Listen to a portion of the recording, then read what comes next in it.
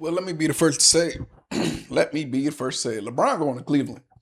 He finna this thing off and finish it up at home. That's what he finna do.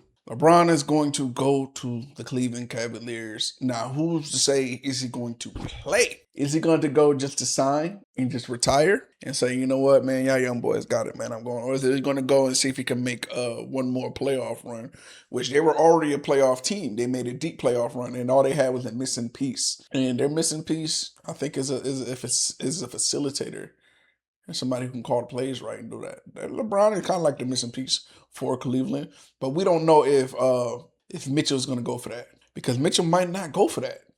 Spider might not go for that because it's his team.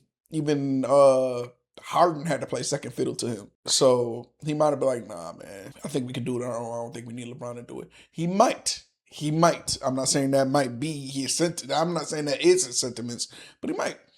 And then also we saw like his relationship was already strained with the Lakers.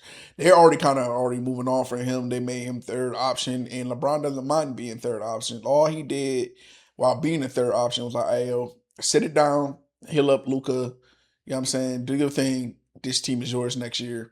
I'm out. And all LeBron did was showcase his skill. Show I can be a facilitator. I can be a point guard at this point. If you need a big body point guard that can also drive and become a threat, you got me. I'm here for that. He showed what he can offer onto the free agency market. And I feel like that's what he did last year. It felt like that last year. It felt like that's what he was doing. He was offering. They knew they didn't have no chance to make the finals at all. They knew that. They knew as soon as they got to OKC, it was over. It was done. So when it comes to that type of stuff, we already knew he was going. We saw the writing on the wall, and he was smart. He was smart what he did for Bronny. He waited until it was confirmed that Bronny James' contract was fully guaranteed. Left. I'm not coming back. Y'all niggas be easy. And then, Lakers did the typical, thank you for your time, LeBron, and all that. And he was like, nah, thank you guys. Thank you, whatever. He kept it amicable and, kept decorum and all of that and cordial, all that stuff. And it was like, yeah, thank you. And he said this move was about his happiness. That's what LeBron said. He said this move was about his happiness. Cleveland, that's what the happiness now. If his happiness is in Miami, I don't know, man. People already be talking crazy about bro marriage and all that. You know what I'm saying? So if your happiness is in Miami, I don't think Miami needs a point guard, true point guard, to be honest. And if they have a true point guard where you got Bam and you got Giannis over there, they could make a finals run. And how this league has been since LeBron left the East was somebody who has been winning a championship every single year since that. It has not been the same teams. We knew almost every year for a solid 10 years that we was going to see Bron in the finals. Now, since he moved from the East, it has been different teams every single year that has won. With the Lakers being one of them that won the bubble chip. What people keep talking about, that's the Mickey Mouse doing that ring. That ring is heavy. That LeBron bubble ring is heavy because there was no home field advantage.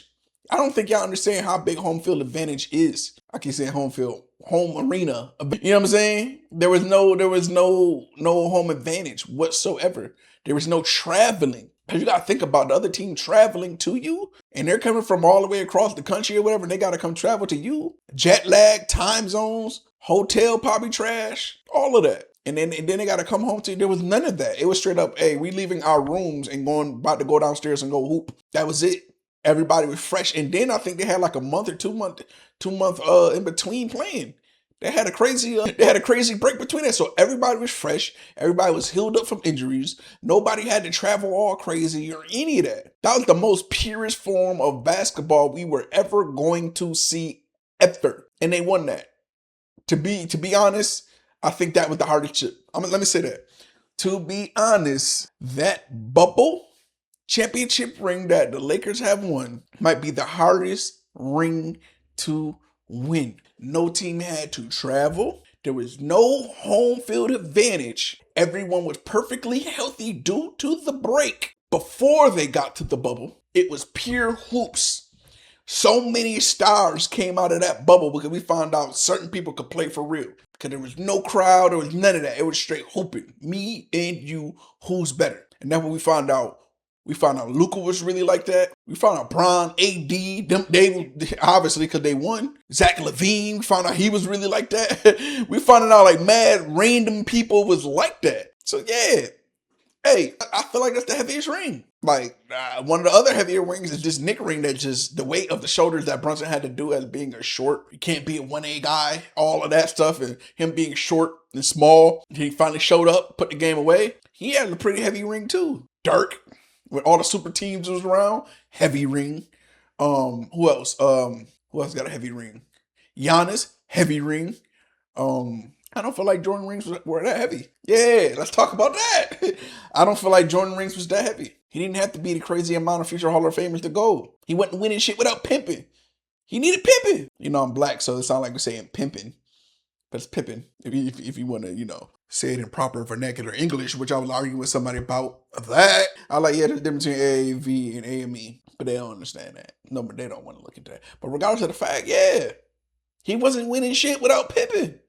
At all. We can go back in time. So for him to have he had next generation athleticism, which is now the floor. Jordan's athleticism back then is now the floor. Because we can see people jumping from the foul line. Almost everybody could jump from the foul line at this point.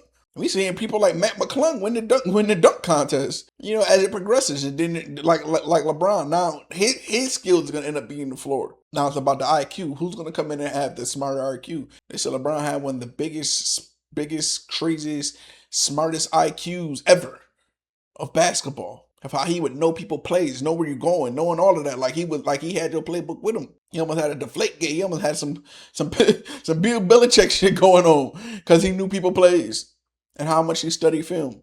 Who's gonna be that guy? So yeah, like I said, I feel like LeBron's gonna end this thing in Cleveland, wrap it up.